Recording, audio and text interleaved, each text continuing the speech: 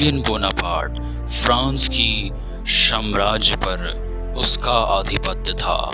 सन 1799 से लेकर 1815 ईस्वी तक उसका शासन चला। 1799 से लेकर 1815 का ये शासन नेपोलियन के लिए काफ़ी अच्छा था। अपने जनता में ही कमज़ोर होता हुआ दिख रहा था। इस कारण कुछ दूसरे देश के लोग उस पर धाक जमाए हुए थे। ब्रिटेन, रसिया, पर्सिया और ऑस्ट्रेलिया ने मिलकर नेपोलियन बोनापार्ट के साम्राज्य पर धावा बोल दिया। तो युद्ध हुआ। युद्ध में घमासान युद्ध हुआ। अपने तरफ से नेपोलियन बोनापार्ट ने काफ़ी शक्तियां लगाई, सब कुछ झोंक दिया और अंततः इस युद्ध में वो मारा गया। और इस युद्ध की घटना को फ्रांस के रिवॉल्यूशन में वाटरलू बैटल के नाम से जाना जाता है। वाटरलू बैटल में नेपोलियन बोनापार्ट हार गया। नेपोलियन बोनापार्ट द्वारा बनाया गया सिविल कोड को उन्होंने ध्वस्त कर दिया और एक कंजर्वेटिज्म न्यू रूल्स को सभी लोगों के सामने प्रस्तुत किए। वो कंजर्वेटिज्म क्या थे, चलिए अब उसके बारे में जानते हैं। सबसे पहला है मोनार्की, फिर से राजाओं का शासन। चर्च में पोप और पादरियों का आधिपत्य हो गया। सोशल हायरार्कीज मीन्स होता है अपर क्लास, लोअर क्लास, मतलब पूरे साम्राज्य को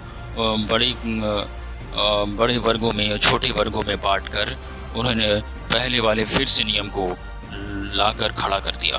एक ऑटोक्रेटिक मीन्स कहने का तात्पर्य है किसी एक का शासन, मतलब पूरे विश्व पर, पूरे उस जगह पर किसी एक के द्वारा शासन चलाया जाए। सेकंड था नो क्रिटिसिज्म। क्रिटिसिज्म का मतलब होता है कि अगर आप किसी के अगेंस्ट में अगर कुछ बोलते हैं तो उसके विरुद्ध में अगर आपको चुप करा दिया जाए या प्रताड़ित किया जाए, उसको क्रिटिसिज्म कहा जाता है।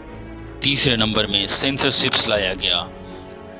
इट मीन्स कहने का मतलब है कि किसी भी बुक्स में या न्यूज़ में किसी उस शासन के प्रति कुछ भी लिखना ज़रूरी नहीं था। अगर इसके बदले में अगर कोई गलत कुछ भी अगर लिखता है तो सीधे उसे सजाए मौत दी।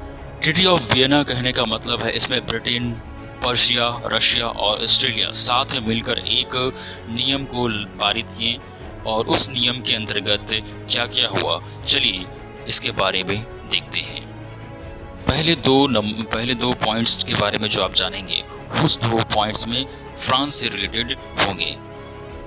Bourbon dynasty was restored in France, number first. इस नियम को फ्रांस में बहुत पहले हटा दिया गया, फिर से उस चीज को लाया गया ताकि शासन को और भी सुदृढ़ किया जा सके।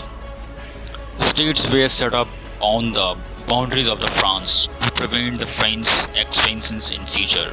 मतलब उन्होंने फ्रांस के लिए एक लिमिटेशन, एक बाउंड्रीज बना दी ताकि फ्यूचर में, भविष्य में कभी भी फ्रांस की सीमाएं आगे जाकर किसी कारणवश कोई बढ़ा ना सके। Persia got some important territories on its western. Persia को पश्चिमी भाग में एक अपना टेरिटरी, अपना एक जगह मिला जहां पर वो अपना शासन चला सके। फोर्थ नंबर में है Australia goat the control over north Italy. Australia को नॉर्थ इटली अर्थात उत्तरी इटली में कंट्रोल मिल गया, वहाँ पर वो अपना शासन चला सकता था। और रसिया गोट पोलैंड। रसिया को पोलैंड पर आधिपत्य का साम्राज्य स्थापित करने का प्रस्ताव मिला। नेपोलियन के द्वारा छोड़ा गया कुछ 39 स्टेट्स थीं। उन 39 स्टेटों पर ब्रिटेन का शासन हो गया। इस ट्रीटी ऑफ वियना से और कंजर्वेटिज्म से बहुत से लोग जो थे खुश नहीं थे। नए रिवॉल्यूशनरीज का एक प्रादुर्भाव हुआ, नए क्रांतिकारी उभर कर सामने आए इस साम्राज्य को हटाने के लिए। जो क्रांतिकारी थे वो धीरे धीरे एक सीक्रेट सोसाइटी बनाने लगे। अब ये जो सीक्रेट सोसाइटी बने, इनका एक लक्ष्य था, एक ट्रेड इंडिया ऑफ नेशनलिज्म। मतलब नेशनलिज्म का जो भावना है, मतलब देश के प्रति, राष्ट्र के प्रति सद्भावना, प्रेम और का अपने कल्चर के प्रति जो भी प्यार और सहानुभूति है उसको पूरे यूरोप में और सब जगह इसको फैलाया जाए। सेकंड में अपोज मोनार्की। वो चाहते थे कि मोनार्की जैसे साम्राज्य को यानी राजतंत्र को समाप्त कर दिया जाए और एक शासन अच्छा लाया जाए जिससे सभी को फ़ायदा हो सके। और साथ ही साथ वो नेशन स्टेट ही भी बनाना चाहते थे। नेशन स्टेट मीन्स जहाँ सबके लिए एक कल्चर हो, समान संस्कृति हो, लैंग्वेज भी सेम हो, ट्रेडिशन उनका जो ट्रेडिशन हो वो भी क्या हो, सेम हो, उनकी हिस्ट्री, उनका जो इतिहास है वो भी सब कुछ एक जैसा हो, सबके लिए अलग अलग नहीं हो, सबके लिए एक बराबर हो। गियुसेप्पे मज़ानी जो सभी के सामने उभर कर आया। गियुसेप्पे मज़ानी एक इटालियन रिवॉल्यूशनरी थे। ये member of secret society Carbonari के अध्यक्ष थे। वो मेन वहाँ के हेड थे। उनका बोलबाला था और उनकी ही लीडरशिप को सब सुनते थे। गियुसेप्पे मज़ानी ने यंग इटली को मार्सिलीज में बनाया और यंग यूरोप को पैरनी में। तो ये थे गियुसेप्पे मज़ानी के कुछ तथ्य, उनकी प्रस्तावना जो अपने वो मन में बैठाए हुए थे।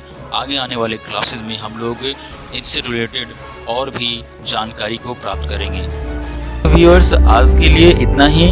नेक्स्ट क्लास में और भी इसके बारे में डिटेल्स में हम लोग क्लासेस को लेते आएंगे। तब तक के लिए धन्यवाद। आप लोग का दिन शुभ हो।